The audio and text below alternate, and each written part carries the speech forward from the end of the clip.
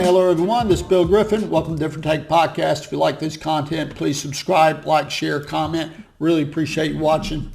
Today, I want to talk again about Ukraine war. I've done other episodes about this. The United States is involved in a proxy war against Russia. It's amazing that this has happened. I never thought I'd see the day.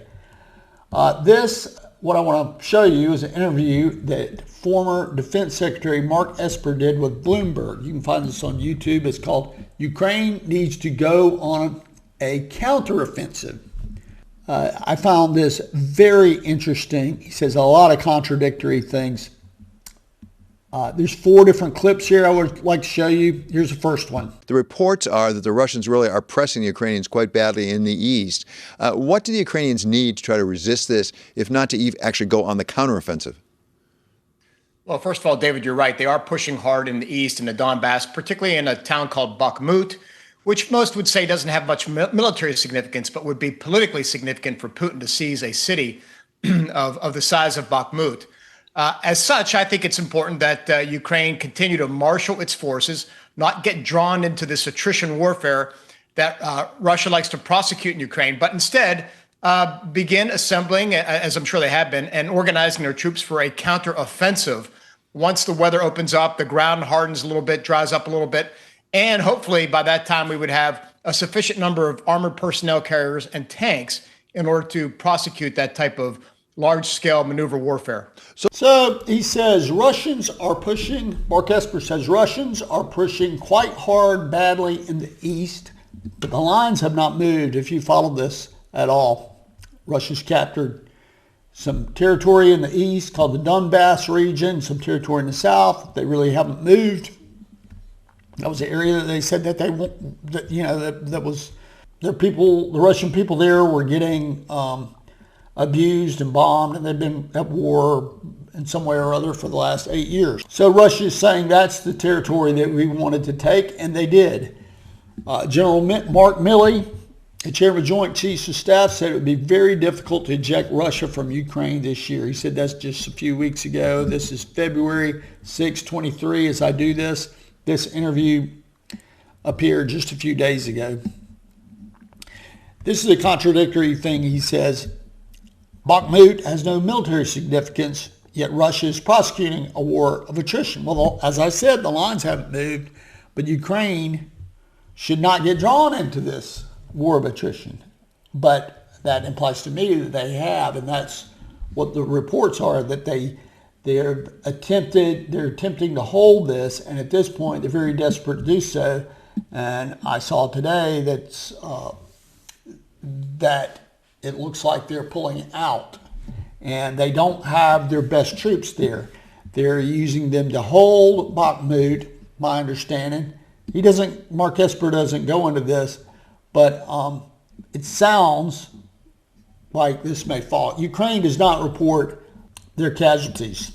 Talk about the armored personnel carriers as well as the tanks, and sort it out for us, because I haven't paid as close attention as I should. The M1 Abrams is not going to get there in time for anything in the spring, but it's quite possible that some of those Leopard 2s from Germany and other places in Europe could make it. What about the armored personnel carriers being sent by the United States? Because as I understand, beyond the M1 Abrams, we're also sending armored personnel carriers. Yes, that's correct, David. And first, to set the stage, think about Russia trying to acting as if it's World War I trench warfare in terms of their use of infantry and artillery.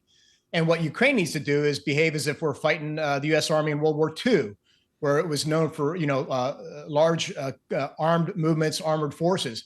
And so this is what needs to happen. If we can get the Bradleys in, they seem to be moving now, is what we hear. But still, the Ukrainian troops need to train up. They need to understand how to maintain the vehicles. Logistics trains will be important.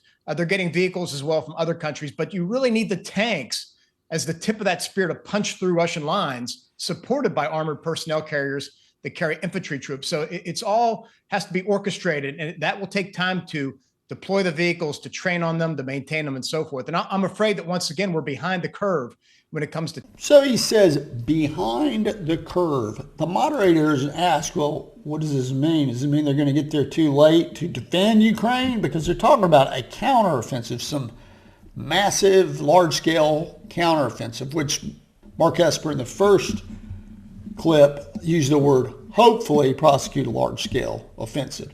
But no one's reporting this. The moderator does not ask you questions in this interview. Should we send in troops, U.S. troops, NATO troops? Should they go in there? What do you think? Should we go even farther? Which he talks about that a little later, but doesn't ask you questions.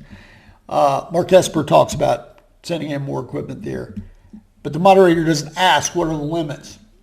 Both of them are very cavalier about war in this interview. So who is Mark Esper? He was a Secretary of Defense under Donald Trump for a little over a year. He was fired on November 9th, 2020 by Trump. I think it was done via tweet. He was Assistant Secretary of Defense. He was Secretary of the Army for a couple of years.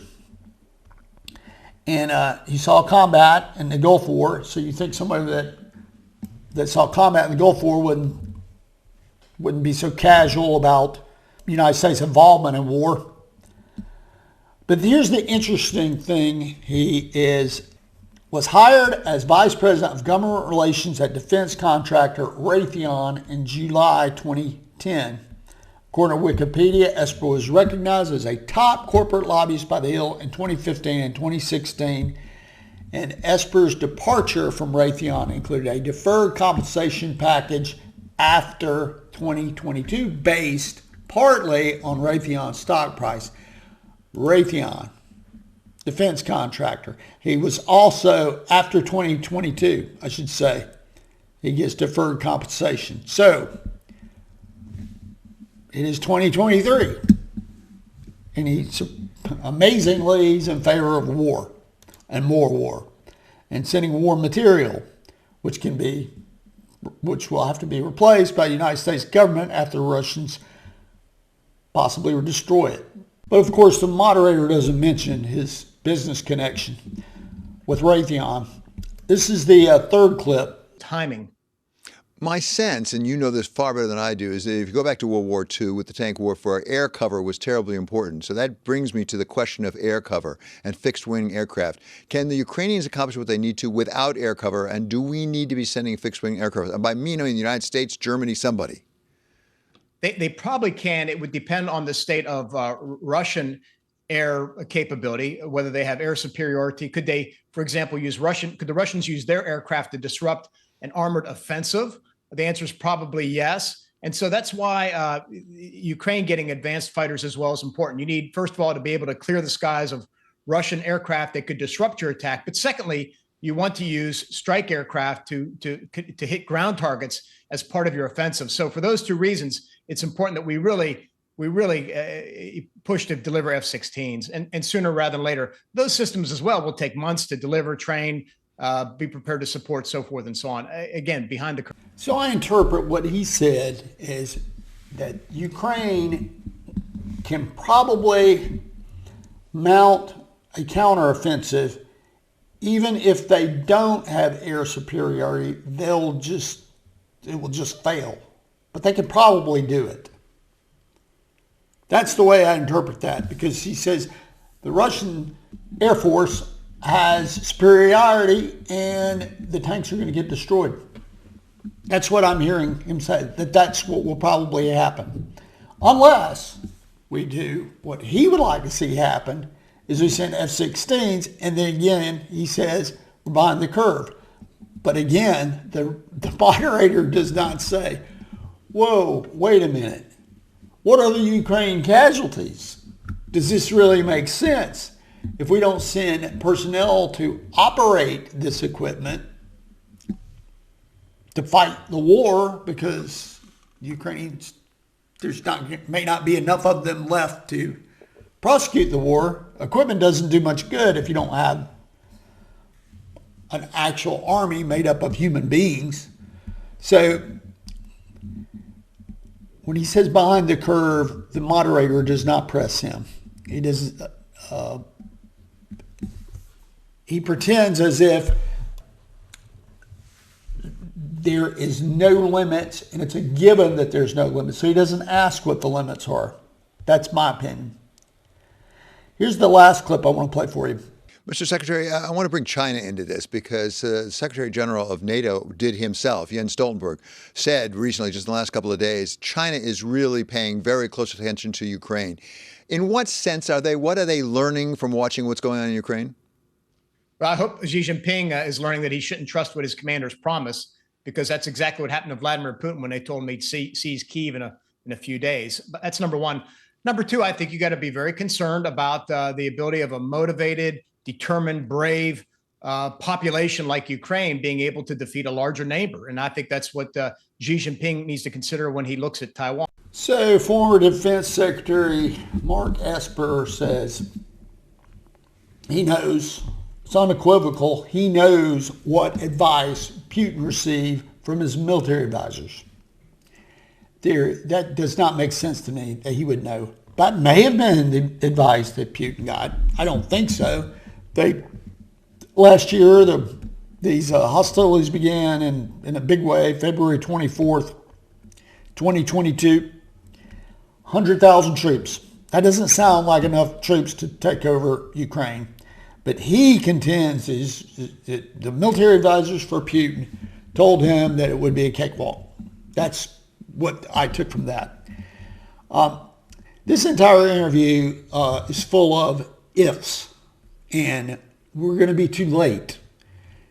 But again, the moderator doesn't ask what the limits are. I would have loved to have known or seen him one way or the other, whether or not United States or NATO troops should go to Ukraine. I would have loved to hear that. But all these ifs, and we need to mount this counteroffensive, well, it's possible. It just does not sound confident that this is a realistic possibility, nor does he care.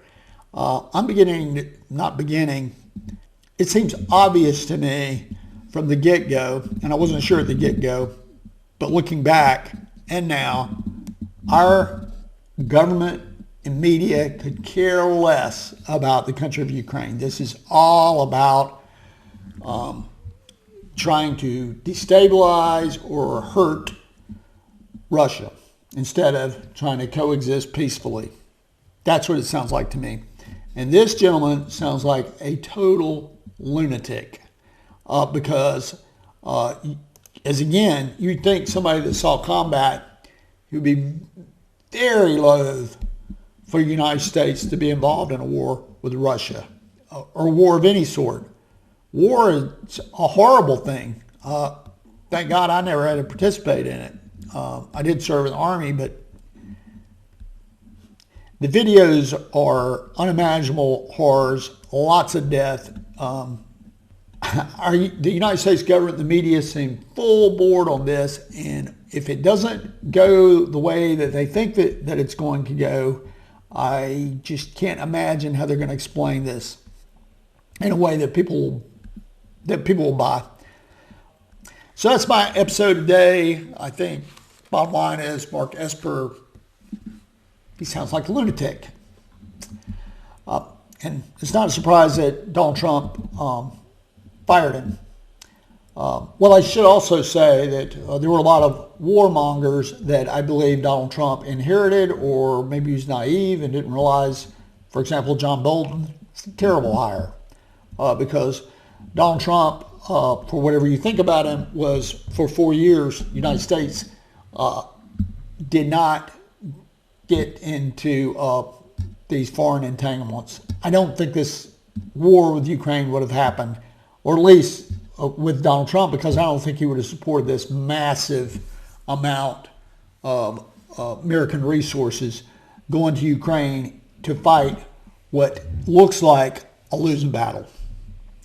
So that's my episode today. I really appreciate you watching. If you like the content, please subscribe, like, share, comment. Thank you.